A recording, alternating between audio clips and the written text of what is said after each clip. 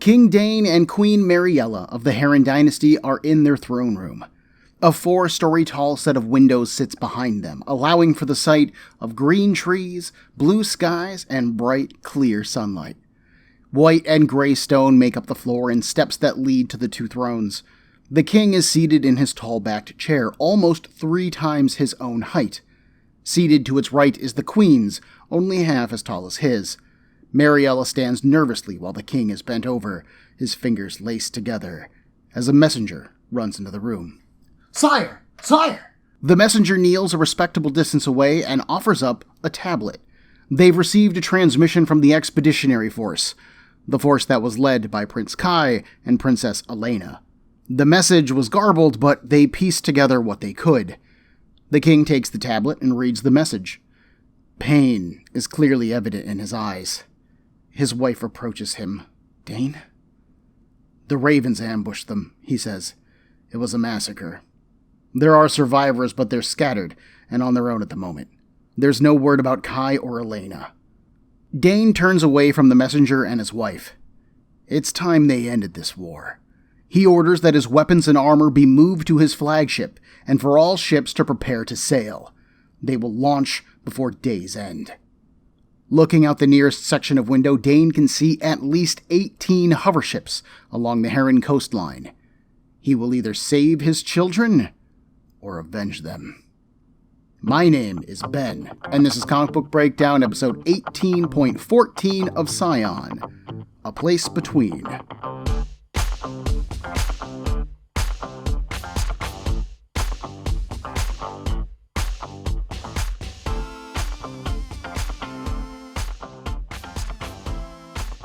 The opening of issue 23 of Scion is actually an echo of issue number 3.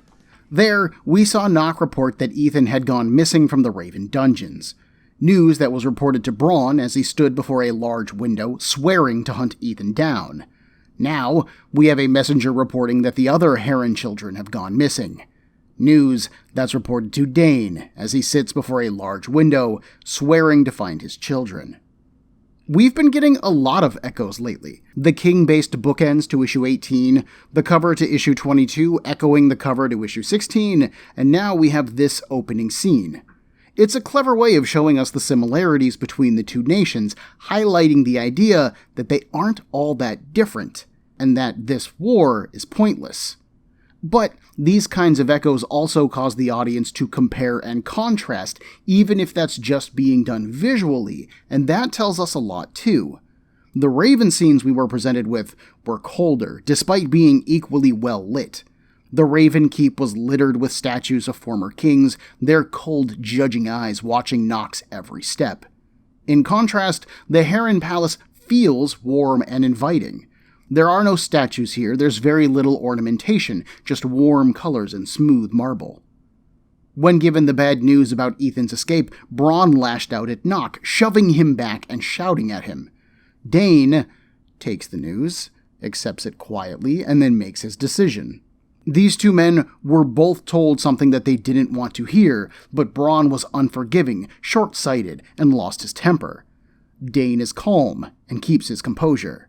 His reaction to send the whole of the Raven fleet to end this isn't a rash move either. Dane and Mariella had a conversation back in issue 18, our Bookend of Kings issue, which established how scared Dane was of losing his children. Mariella was the one comforting him. Author Ron Marz was establishing that fear in that issue so that he could put this into motion now. That's good long-term planning. Sure, Dane knew the risks of sending his children into battle, but by God, he will do everything in his power to bring them home. I also appreciate that Dane is the one who is most blatantly affected by the potential loss.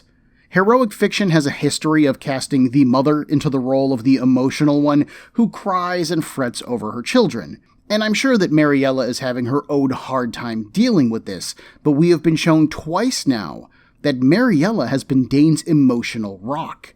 She has remained steady and calm, while he's been the one who's worried and fretted. That's a cool bit of character work. I remember being told that when my folks dropped me off at my first apartment when I left home, it was my dad who was the one crying as they drove away, which was a little nerve-wracking for my mom. And don't get me wrong, my mom was choked up, but my dad was struggling with it the most. So seeing Dane's concern and how far he is going to go to get his kids back really hits home for me and just makes this scene work all that much better. The day moves on, and eventually the sun begins to set. As it does, we shift our attention to the tournament aisle.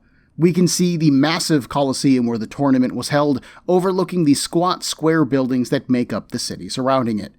There are almost no lights on in the city. The place looks deserted. But it's not. Inside of a small garrison, we interrupt the dinner of a squad of Raven soldiers.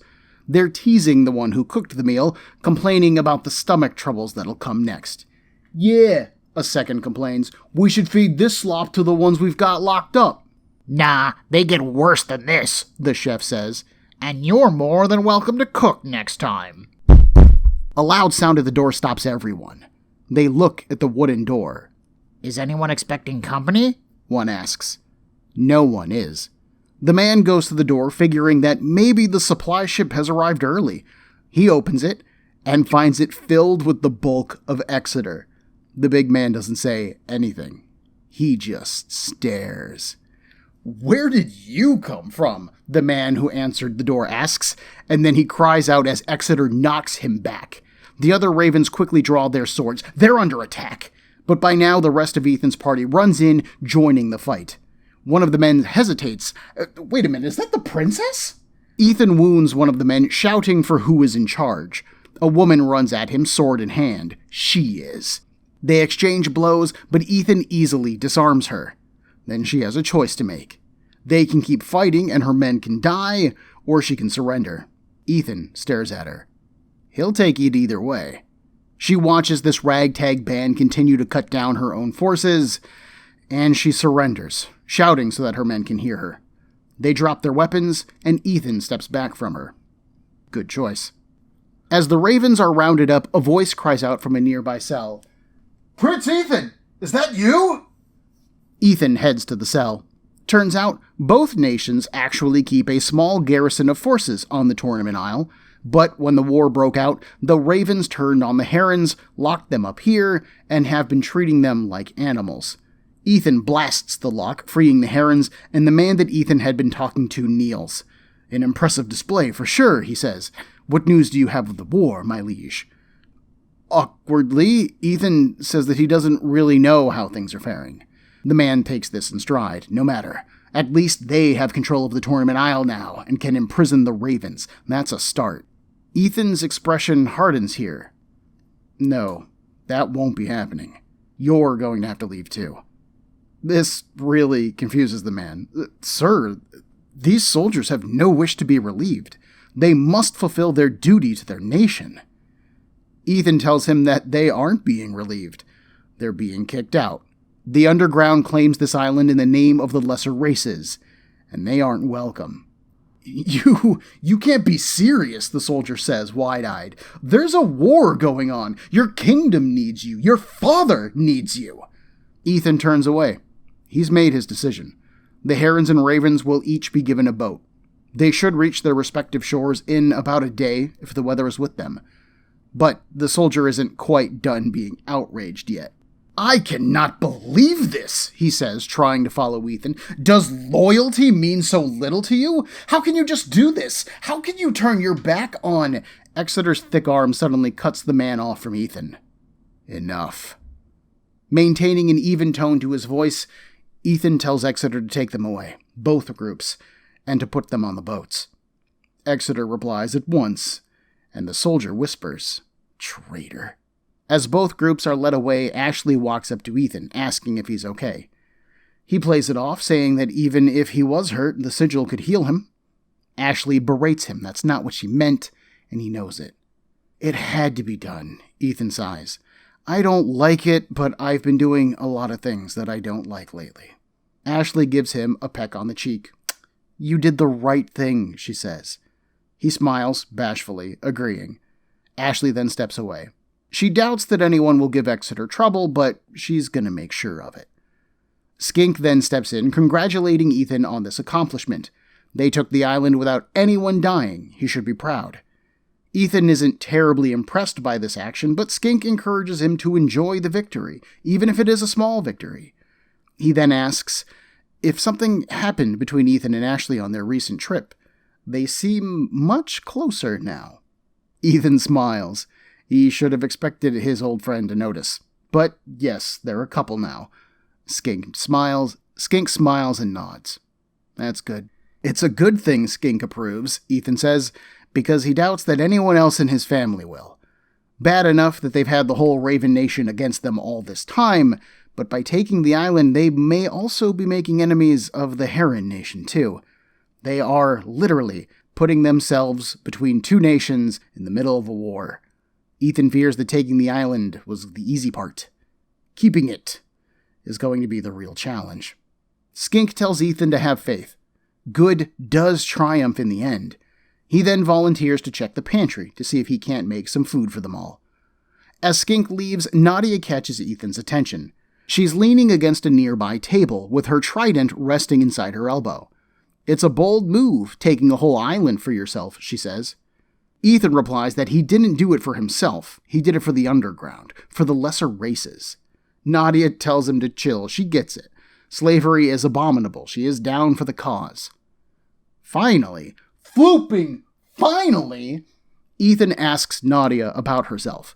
They haven't had much of a chance to talk since she joined up with them. He knows that Skink has told her who he is.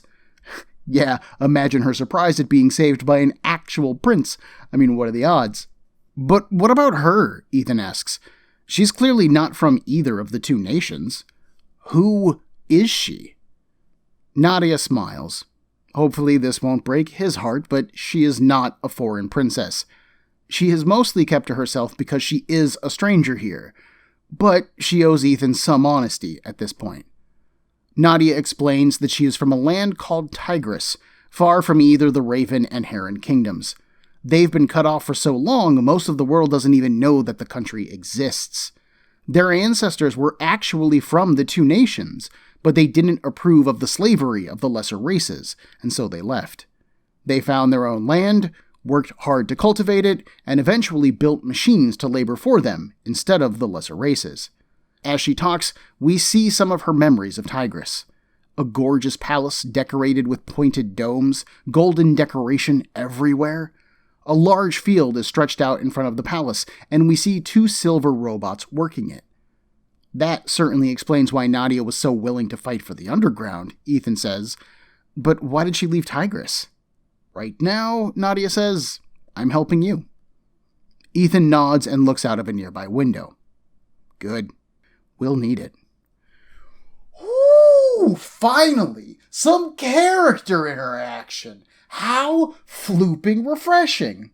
The combat sequence works well. Exeter appearing first surprises the guy who got the door. That allows our band to break in and take the joint. I'm a bit skeptical that those axes of Exeter didn't kill anyone, because, those things are huge, but we are told that they took the garrison without killing anyone, and I'm gonna have to believe it.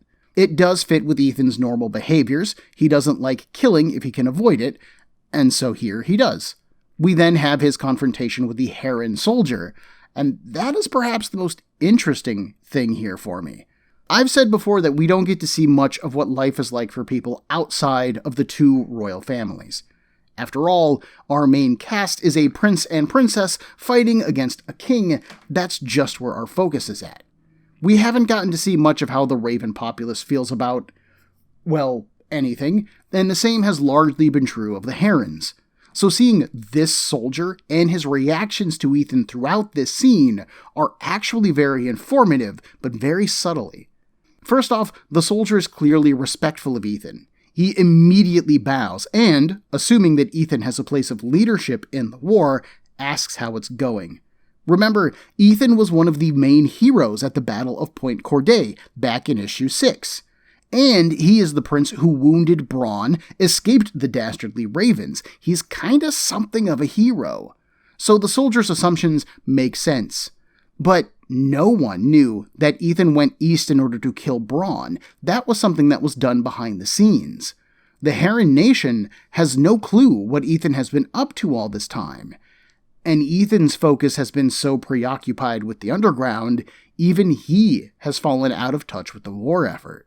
As the omniscient audience, we get to see everything that's been going on, so it's nice to be reminded that Ethan's story is our focus, but not everyone in Avalon shares that focus. It makes the world feel more real and more lived in without having us to spend a whole issue dedicated to this one character. Once the soldier learns that Ethan isn't fighting for the Heron dynasty, he reacts about how you would expect. But again, this gives us insight into the Heron culture. Because when he hears this, he first asks, "What about your kingdom? What about your father? Don't you owe them your loyalty?"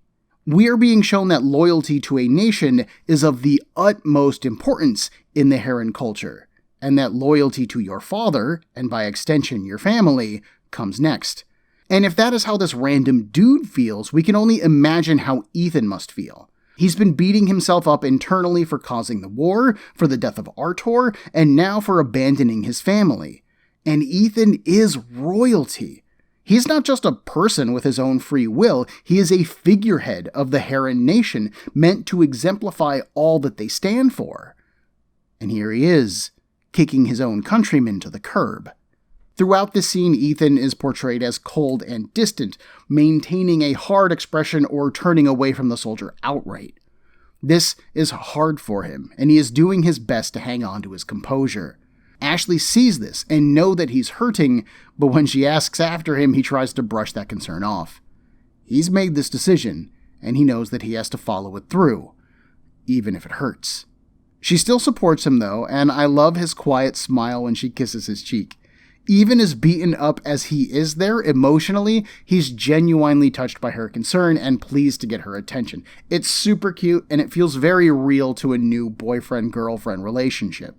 The only thing that I don't really like is how easily Ethan orders Exeter around and how easily Exeter accepts that. We keep being told that Ethan treats Skink like family, and of course, a lot of Ethan's journey has been seeing individual members of the lesser races as individuals.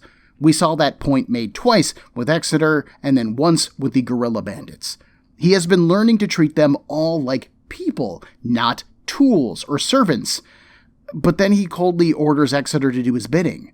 That feels more like someone who doesn't care about Exeter as a person and only cares about him as a tool. I can see Exeter just accepting orders, though. Given his only frame of thinking and self-hate, I would suspect that Exeter doesn't trust his own moral compass.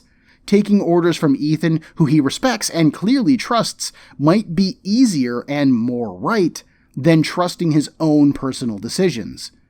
I still have a bit of a hard time believing that someone so strong-willed as Exeter would just turn over his sense of agency this readily, but clearly he has. We see Ethan's emotional struggle discussed when he speaks to Skink, and that scene feels like two old friends talking through their problems. It's one of the few times in recent memory that Ethan and Skink feel not just like friends, but as equals. Ethan does continue to be a bit of a worrywart, which is normal, and Skink tries to cheer him up and reassure him, which also fits his character. Cheung has Ethan disintegrate a Raven flag during their conversation, but it's mostly just so that this isn't 2 pages of talking heads. It gives you something visually to look at. And then we have Nadia. I really feel like this scene has been a long time coming and far too long delayed. Who just lets a random stranger join them on a life-risking adventure without asking them any questions? And you can't tell me that there hasn't been any time for that kind of thing, which Ron Mars tries to do. This party has been traveling all over the Raven landscape. They would still need to camp at night and eat and sleep, and that is the time for stories. It just doesn't make any sense that our cast would wait this long to question somebody who is so very clearly a stranger in their lands. That said, I can understand Nadia's reluctance to share. She is a newcomer to the Ravenlands and an outsider. Just revealing the existence of Tigris is probably a big deal to her. And doing so shows how much Nadia trusts Ethan at this point. But But, these two have had no time to get comfortable with one another. I can see no reason why Nadia is this comfortable with telling Ethan her story now, as opposed to any point previously. And what does telling Ethan gain her here? Why does she do this? I'm unsure, and it just frustrates the ever-loving crap out of me. Clearly, I'm getting a little Claremontian worked up here. Let's take it down a notch. Tigress looks neat, though, so there is that to gush over a little bit. Robotic workers would also prove a viable replacement for the leaving of the lesser races, if and when they do open up the Tournament Island to refugees. At least that way the economies of the Raven and Heron nations don't have to completely collapse, and again, we don't really get told what the far-reaching implications of losing the lesser races as a workforce would do. And don't think I didn't notice you dodging the question of why you left Tigress either, Nadia. You're up to something, and you better not hurt our boy. We then transition to the foggy streets of somewhere else. A Raven guard leans on his spear, sleepy and ready for bed. Suddenly, a hand claps over his mouth from behind and draws a sword across his throat. Prince Kai, Princess Elena, and a few Heron soldiers appear through the fog. They're covered in worn and beaten cloaks. Their faces are scratched and dirty. They survived the massacre at the Felgard Notch, but they haven't had an easy time of it since. Kai says that they should be nearing the waterfront soon. Hopefully they'll find a boat, and then they can cross the Great Sea and return home. Elena complains to Kai, lamenting their situation, but there's nothing to be done about it now, save to make things right. What's important, Kai says, is that they get home.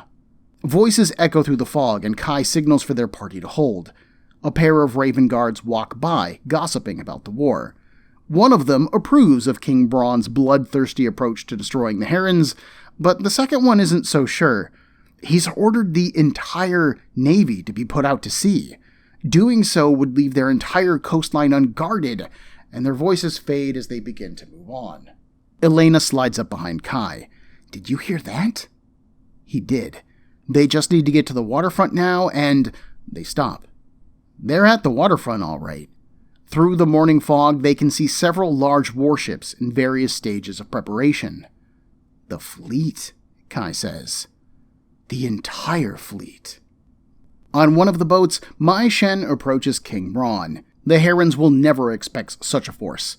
They'll be sacking the Heron capital before they even know it. Braun stands proudly.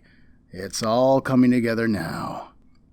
This all works well. Like, the movements of the story in this issue make sense, the characters feel right, and it's all fine. But, I'm oddly annoyed. It's one thing for Mars to be echoing our earlier story elements as a way to compare and contrast our heroes and our villains, and I think all of that stuff works, and I actually think it's really clever. But Kai and Elena made it to the coast with no trouble, just like Ethan did, and they downed some guards, just like Ethan did, and they want to steal a boat, just like Ethan did, and they find out that the Ravens are going to be striking out for the Heron lands, just like Ethan did. I get it. This is Ethan's book, he's our main focus, and we do have a pretty large extended cast at this point. Skink, Ashley, Exeter, Nadia, Mai Shen, Braun, Court, Dane, Mariella, Kai, and Elena. There simply isn't enough time for everybody to get their own plot lines that are unique and original and well thought out and timed with everybody else's story events. But this particular scene feels so phoned in. And I got so excited when that guard had his throat slashed, because finally Prince Kai got to slice someone's throat open after setting it up 3 times. But then, in the next panel, it was actually one of the Heron soldiers who did it. Come on, man, let's have Kai live up to his potential. This man has been itching to slice a throat since issue 2, and he has been constantly denied. Let's make this happen, please. For me. For Kai. The fog effect is nice, though. Props to colorist Justin Ponsor for making the atmosphere sing in this particular group of pages. Other than my own personal complaints about the Nadia story elements, this was a pretty solid issue. Lots of plot progression, some solid character work, and of course, it looked great. Issue 23 opens on the Tournament Island. As the morning sun rises, Nadia stands out on a stone dock, the waves splashing at her feet. Looking out to the horizon, Nadia mutters to herself, "Headed here?" She turns, running back to the rest of the crew. Inside of a building, she finds Ethan practicing with his sword and Exeter cleaning one of his axes. She reports that Raven ships are on their way. They're maybe 5 or 6 leagues out, but they're coming. Ethan is impressed by her ability to see that far. The Ravens must be coming here to resupply. There's no way that they should know about the Underground's presence here. Exeter states that the Raven won't find their garrison since they kicked the soldiers there out. They are going to need to hide real well if they're going to get the Ravens to just skip over them. Unfortunately for our heroes, we bounce to the Raven flagship next. Remember those Raven soldiers that Ethan banished from the island and sent out on a ship? Well, their ship encountered the Raven fleet, and they were picked up. So yeah, the Ravens do know that they're there. The small size of Ethan's force amuses Braun. This is perfect. He can catch that whelp and his traitor sister at the same time. Someone else steps up and clears their throat. Their fleet is bound for the Heron lands. King Braun is risking the success of their entire invasion on some personal diversion. His foes will be here later. They can take them another time. Braun leads into this guy's face. "What is your title, Horan?" which is his name. Horan leans back. "I am Admiral of your fleet, sire." "Ah, well, when you're king, you can make all the decisions that you want. Until then, shut up." It's been a while since we've seen Braun as just a petulant jerk. Glad to see you haven't changed, big dog. So we keep that final panel, which features Braun turning his back to Horan and walking away, but then add a binocular overlay. Ethan lowers the binocs, confirming that, yeah, that's Braun, and yes, that is one of the soldiers from the garrison also in frame.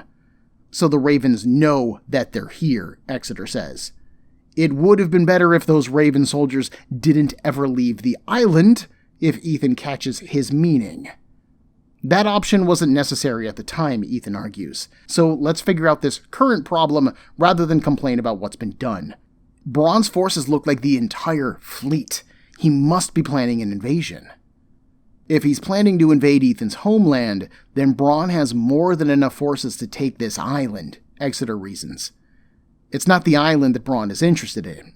It's him and Ashley, Ethan says. Ashley should be back soon, Skink offers. And why? Why'd you say that, Skink? Where did Ashley go? What are you keeping from us, Skink? Ethan doesn't think that Ashley will be back soon enough to hold off an invasion, so Ethan pitches a plan. He will head out to sea on one of their small boats and settle things with Braun. Hopefully, when they're done, however they're done, the fleet will then leave the island alone. Exeter doesn't like this plan. They're too close to pulling this crazy dream off for Ethan to sacrifice himself now. Some dreams are worth fighting for. Ethan taught him that. He then tells the crew to prepare secondary defenses higher up the hill, closer to the arena. He will hold the Ravens for as long as he can. Ethan argues that Exeter can't do this, but Exeter shuts him down. This is what he is best at. He pulls off his cloak and holds up his axes. When the Ravens land, they're going to find him waiting. That's the kind of moral challenging that I've wanted to see from Exeter. Letting the Ravens go was a mercy, yes, but now that mercy is coming back to bite them in the butt. And Exeter is exactly the kind of guy who would see the tactical advantages of eliminating that threat. Not that Ethan is worried about it. Sparing their lives was the right thing to do at the time, so there's no use beating himself up over it. This issue is actually where Ethan feels much more like a leader, focusing on solutions to their challenges rather than wallowing in self-pity all the time. His plan to self-sacrifice is short-sightedly noble, but he wants to save his friends, so it does fit him. Exeter volunteering to hold the line and pitching defense strategy makes sense as well, as he is probably the most seasoned fighter here. And it also makes him feel like a complete badass. Which just leaves us with where in the hell is Ashley? She was here last issue. I didn't imagine that. She had a whole scene with Ethan. Sometime in the night she left, but how? And where did she go? And why? So that's a nice surprise mystery from out of nowhere. We then cut to King Dane's flagship. The captain, a woman named Shayla, reports sightings of the Raven fleet setting in at the Tournament Isle. Dane guesses that Bronn is planning an invasion then.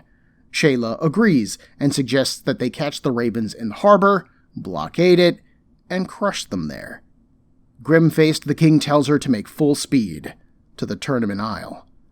On the Tournament Isle, the Raven ships have landed and disgorged their troops. They're under orders to kill anyone and everyone save for those two, most likely meaning Ethan and Ashley. If anyone harms them, they're going to answer to King Bronn himself. As the troops move through the streets, some complain about running this errand for the king. Others warn him that that is a good way to lose your head, so STFU and do the job. Suddenly, one of Exeter's axes embeds itself in one of their chests, killing the man instantly. This island has been claimed by the Underground as a sanctuary for the lesser races, Exeter says. He pulls his axe out of the chest and blocks the thin road, his bulk filling it almost entirely. Without his cloak, Exeter's torso is exposed, showcasing thick muscle and a veritable spiderweb of scars. He sets his feet. "We don't want you here."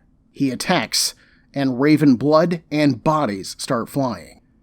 As he goes to work, we cut to Ethan and the others, who are blocking the street with debris. Naturally, Ethan doesn't like leaving Exeter to die in his place, but Skink says that it's the best thing to do right now. They need to hold out until Ashley can arrive. Before Ethan can continue to grouse, they hear cannon fire? Looking to the harbor, Ethan sees that the Heron fleet has arrived and opened up on the Raven ships. Dane orders them to fire! And on his flagship, Bronn curses at Ethan. He must have been the bait, and now a sudden blast catches Bronn's ship, and it throws him into the sea. Ethan steps back from his view. He can't believe this is happening. The fleets are going to destroy each other, and whoever is left is likely going to take the island. What can he possibly do about it? Ethan is not someone who gives up, Skink says, resting a hand on his forearm. And if he opens himself to the power that he has inside, and he means all of the power, he can stop this. His eyes glowing orange, Skink looks at Ethan in the face. "Do you understand?" Clenching a fist, golden sparks dance up and down Ethan's arm. He understands. At Exeter's choke point, the big man leans against the nearest wall, panting. He has fresh cuts all over him, but he's still standing. "Who's next?" he asks the remaining soldiers. "Who has the courage to face him?" He looks at the survivors. You. He charges forward again, shouting that their best hope is to drown him in their blood! A third soldier moves up behind Exeter, ready to sneak attack him, but several arrows suddenly sink into his back. Exeter turns. Ashley is back, and she brought with her an army of the lesser races. The surviving Ravens suddenly stop fighting, shocked to see the princess and her allies.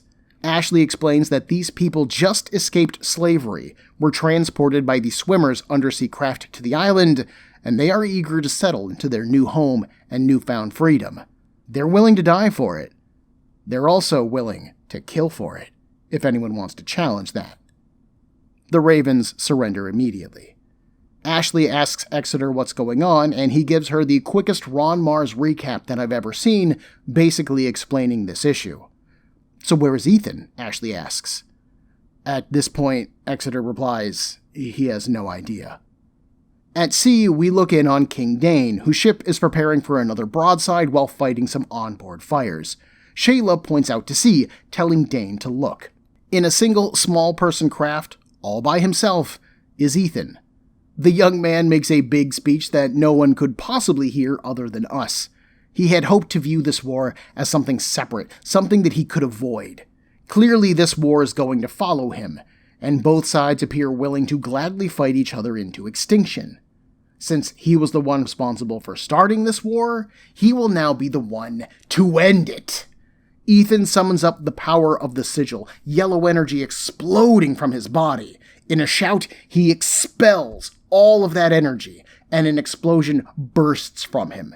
And I mean, this explosion is presented as a massive yellow energy form of Ethan shoving at both sides of the war. The seas around him explode, and the two fleets are pushed away from each other, not just by Ethan's energy, but by massive waves as well. In the wake of the explosion, Mai Shen is soaked and shocked. How could he wield that kind of power? Behind her, Admiral Horan coughs up seawater. They need to stop this fight now, before he kills them all. On Dane's ship, Shayla helps the king to his feet. They are similarly dampened and shaken. How could Ethan do such a thing? Dane replies that he knew that Ethan had been touched by greatness, but he had no idea that he could do that. The king rushes over to the side of the ship to check on his son, but when we look at Ethan's boat, he's gone. On the island, Ashley, the Lesser Race's army, the captured Ravens, and the rest of Ethan's party have gathered on the outskirts of the city. Everything has stopped, she reports. The fighting, both of the fleets, Ethan stopped it all. How was that possible, though? Skink says that Ethan is capable of many things, if he chooses to be. A great many things. Will this work, though? Ashley follows up. Will the fleets really stop fighting? Skink thinks so, but only so long as they don't realize that Ethan is now totally drained of his power. That stunt cost him dearly, and he is likely exhausted. Now Ashley's worried. Then where is Ethan? On the shores of the Tournament Isle, we find Ethan's body washed up. But he isn't alone. Braun grabs Ethan by the hair and pulls his head up, smiling. This isn't over yet. Perhaps one of the best things about Marza's ill-paced third arc is that it sets up the beginning of this arc really well. The battle at Felgard Notch was a great enough victory for the Ravens that it encouraged Braun to attempt another invasion, which he has been pushing to do for some time, and a great enough defeat that King Dane had to try to rescue his children. But in the background, we have seen Ethan do more and more for the lesser races. He and Ashley went on a very dangerous trip to Haven. He seems to have mastered using the sigil to send out energy slashes or waves, and set him on the path to the Tournament Isle. We also see continuations of Ashley and Exeter's storylines. Ashley, of course, being a very visible face for the underground in the East, and being able to summon refugees after the work that Exeter did spreading the word about the underground during that trip to Haven. Plus, we saw Exeter fight the Raven army once before, when the Sanctuary was attacked by Court's forces, and he was willing to fight to the death there. The only reason that he lived at all is because the Ravens already thought that he was dead. And here we have him defending this new Sanctuary Island with the same determination and intensity. He is willing to die here, but he'll kill as many of the invaders as he can first. As frustrated as I was with the pacing of Arc 3, and honestly I remain that frustrated, I have to acknowledge that it successfully set up this story really well. Issues 23 and 24 just fly by. They are packed with plot progression, solid character work, and they are easily the best issues that I have read in a while. Even as much as I enjoyed issues 21 and 22, 23 and 24 are better. Ethan's big power display is pretty notable, as it is easily the most overt use of his power thus far. The scarring of Braun back in issue 1 is perhaps the most public thing that Ethan has done, but nothing really looked out of the ordinary there. Even the referee thought that Ethan had used some kind of illegal weapon, so I doubt that many people knew that his sigil was what caused the scarring. During the Battle of Point Corday, Ethan didn't use the sigil at all, and every other use of it has been fairly private, fighting a one-on-one person in an enclosed environment. I think that the most public and shocking thing that Ethan has done with it otherwise was rising from the dead before some of the Raven guards in the keep, and clearly nothing seems to have come from that. But this cannot be ignored by either the Ravens or the Herons. Even Mai Shen is amazed, and she's kind of a goddess. She knows better than most that the sigil bearers are very dangerous, but even she didn't know that Ethan couldn't do that. This isn't just new to us, it's new to her. I am a little thrown by Ethan's need to intervene, though. Before his conversation with Skink, Ethan says that both sides will destroy each other, and So what? Ethan has shown, and he states this during his speech, that he had hoped to avoid the war.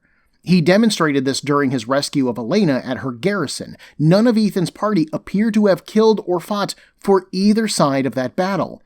They fought who they had to, yes, in order to get through the battlefield and prevent Elena's death, but Ethan's goal wasn't to help the Heron military. It was to save his sister. So I could see him jumping in here in order to save his father, maybe, but Ethan doesn't know that King Dane is here. And clearly he is willing to let Heron soldiers die in this war otherwise while he fought for the underground. So why this sudden need to get involved? Preventing the loss of life seems unlikely given the rest of these actions.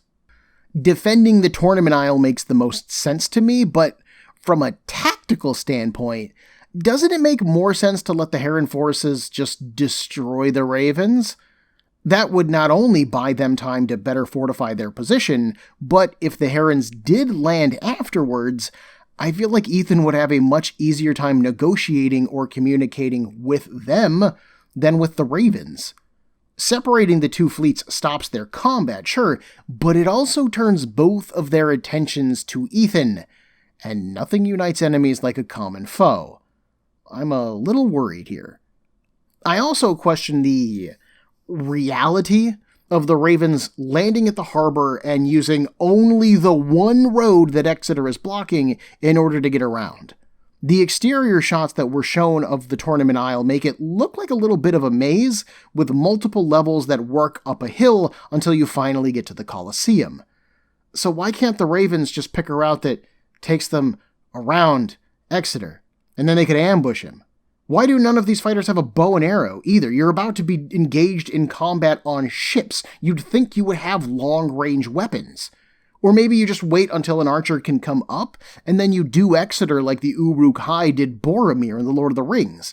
Like, I know that there's not really a commanding officer on site, but these soldiers are stupid. You were primed to invade the Heron homeland, and this is the best you have? And this is just walking on an island. This isn't even like a military campaign, which maybe that's why they're so disorganized. This isn't a military campaign. And another thing, which is actually a complaint that I had back with issue 22, I just forgot to mention it, and I didn't want to continue to extend the episode out. Why aren't the Ravens using the lesser races as cannon fodder anymore? We saw them use the lesser races as a military force back at the Battle of Point Corday in issue 6. Both sides did, actually. And our single issue of CrossGen Chronicles had lesser races members on Edvin's ship. But I'm not seeing any members of the lesser races here. And wouldn't it have added a nice touch to this story to maybe have a Heron officer abandon his ship in order to aid the underground? Or maybe have the Ravens bring up another big, muscular, lesser races member to take down Exeter. And you could even have done something where this person was told stories of Exeter when they were a child, and so for them, this is like confronting their nightmare. While for Exeter, it's this terrible trial of his legacy come to kill him, but he can't afford to lose this fight either. He looks at this wounded creature who just wants to kill him, and maybe he would want to save them like Ethan saved him, but he can't take the risk. How much bonus drama could we have gotten here? All of which, to be fair, is very nitpicky. I don't think it's fair to judge a story on the opportunities it doesn't take. You kind of have to judge it based on whatever is presented to you. And based on what's presented to us, I think that these are probably the two single best issues of Scion in a while, which is something that I am very pleased to say. They aren't perfect, and so few comic books are, but they have been a delight to rediscover. Again, these for me were where mentally I was reading so many comic books at the time, especially from CrossGen, that the details fade away from me. So this is almost like a new reading experience for me. Next time, Braun has captured Ethan, and he wants one more fight. But more is at stake than just their lives. The war hangs in the balance, as does the fate of the lesser race's new home. Can a drained and exhausted Ethan defeat Braun? Or will Braun's cutthroat tactics and rage win him the day? Join me in a week for Comic Book Breakdown episode 18.15 of Scion, Round 3. Everyone, there are a million podcasts vying for your time and attention, and I'd like to thank you for listening to mine. If you would like to get in touch with me to share a concern, request a series, compliment me, berate me, whatever you like, send me an email at cbbreakdown@gmail.com. Otherwise, thanks for listening.